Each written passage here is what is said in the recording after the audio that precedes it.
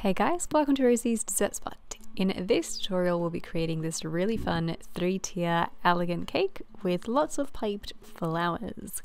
So I've used a 4, 6 and an 8-inch cake and I'm crumb coating all of them. The 6-inch that I'm working with here will only have a crumb coat, whereas the other two I'm going to add a second layer of frosting. Make sure that you pop the cakes into the fridge after the crumb coat though for at least 20 minutes, just so the crumb coat has time to set. On I go with my final layer of frosting, and I've coloured my frosting mint green with Gel Food Colour by Chef Master. Smooth out the sides, bring the lip of frosting to the middle, and then back into the fridge goes the 8-inch for another 20 minutes. Do the same for the 4-inch, but this time the 4-inch cake goes into the freezer for about 20 minutes. To make the roses, I've got a floral nail, a baking paper square, and a 103 piping tip. Start by creating a little dollop right in the center of the floral nail and then wrap around that one full petal to create a cone. Create 3 petals on top of this, nice and tight and with the piping tip tilted inwards. And as you build on those petals, you'll notice that the petals become longer and longer and they become fanned out to open up that rose. Pop your prepared roses onto a plate and then freeze them for at least an hour if you can. Even longer would be better. Basically, we want the frosting to be so solid that we can touch it with our hands and it won't dint. This is buttercream frosting that I've used for the flowers as well. The recipe will be linked in the eye icon up top and in the description box below for you. For the Russian piping tips, I've used yellow frosting flat on some Glad wrap, and then just in the center I've added a darker color in pink. Wrap it up so that the yellow frosting touches the other side of the yellow frosting, just like so. That way it keeps the pink frosting right in the middle. Twist both ends and then cut one generously and feed that cut side through a piping bag fitted with a Russian piping tip.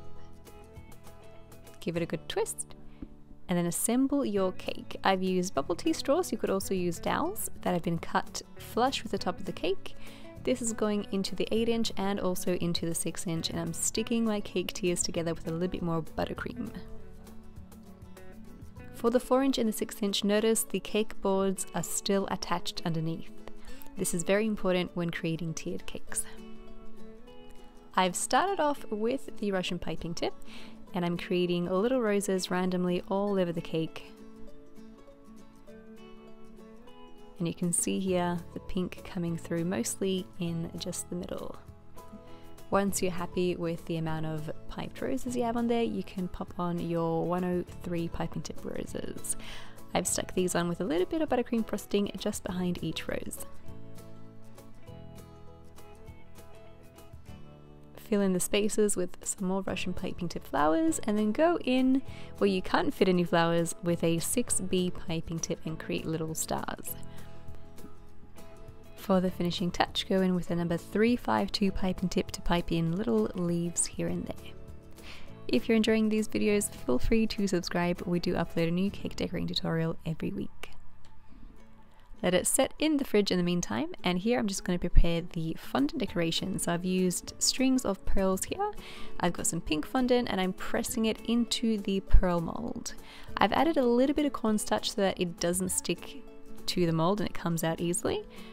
When you're ready, press out your fondant pearls by turning the mold around and pressing into the back of the mold to help push it out. I'm also holding it really close together as I fold the mold over, as you'll see here.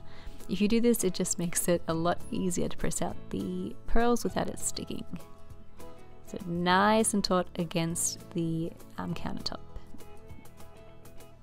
Trim off little sections for your drop pearl, and we'll be arranging them like this all over the cake.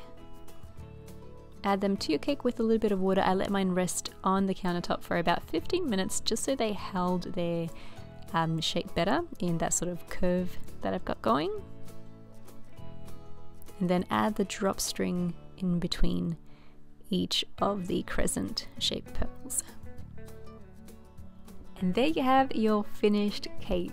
She looks very effective. I'm not gonna lie though, she is very time consuming, but in a good way. I think all that repetition between piping out all of those flowers and cutting off all that excess fondant and creating the pearls is a lot of repetition that helps you to hone in and develop those skills that you need to make those perfect. So I hope you guys enjoyed this video. If you do, let me know in the comments section below, and if you recreate this, please tag us #Rosie'sDessertSpot so I can see your awesome creations as well. Thanks again, I'll catch you in the next one.